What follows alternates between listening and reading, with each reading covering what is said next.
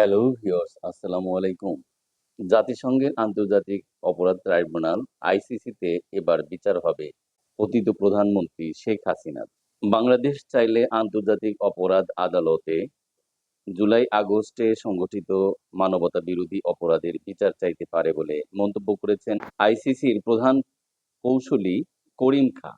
২৬ September যুক্তরাষ্ট্রের new ইয়র্কে জাতিসংঘের সাধারণ পরিষদের বার্ষিক অধিবেশনের মাঝে বাংলাদেশের অন্তর্বর্তীকালীন সরকারের প্রধান উপদেষ্টা ডক্টর মোহাম্মদ ইউনূসের সঙ্গে এক বৈঠকে তিনি এ কথা বলেন। করিম খানের কাছে জুলাই-আগস্ট বিপ্লবের সময় গণহত্যার জন্য দায়ীদের বিরুদ্ধে আইসিসিতে মানবতাবিরোধী অপরাধের জন্য মামলা দায়ের করার প্রক্রিয়া সম্পর্কে জানতে চান অধ্যাপক ইউনূস। এই বিপ্লবে এ পর্যন্ত ১,৫৮১ জনের শহীদ হওয়ার খবর পাওয়া গিয়েছে এবং ২০,০০০-এর বেশি মানুষ আহত হওয়ার খবর পাওয়া গিয়েছে। করিম খাঁ বলেন, বাংলাদেশ অবশ্যই হেগ ভিত্তিক আদালতে অভিযোগ দায়ের করতে পারে। তিনি আরও বলেন, আইসিসিতে মানবতাবিরোধী অপরাধের মামলার জন্য যথাযথ নিয়মাবলী অনুসরণ করতে হয়। করিম খাঁ রোহিঙ্গা সংকট নিরসনে নতুন গতি আনতে অধ্যাপক ইউনূসের ৩ দফা প্রস্তাবের প্রশংসা করেন।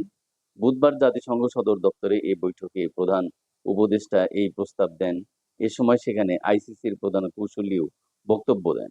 ডক্টর ইউনূস আইসিসির প্রধান কৌঁসুলিকে জানান যে, আমাদের মানুষ মুক্তভাবে কথা বলবে, ভয়-ভীতি ছাড়া সমাবেশ করবে, তাদের পছন্দের ব্যক্তিকে ভোট দিয়ে নির্বাচিত করবে। এটাই আমাদের লক্ষ্য।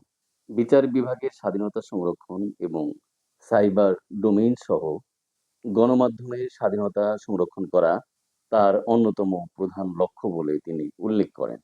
আইসিসির এই আইনজ্ঞ ডক্টর মোহাম্মদ ইউনূসের এই কর্মপরিকল্পনা এবং তার নীতির প্রতি পূর্ণ সমর্থন ব্যক্ত করেন। দয়া করে আমার ভিডিওটি লাইক ও শেয়ার করুন এবং চ্যানেলটি সাবস্ক্রাইব করে আমার সঙ্গেই থাকুন। ধন্যবাদ।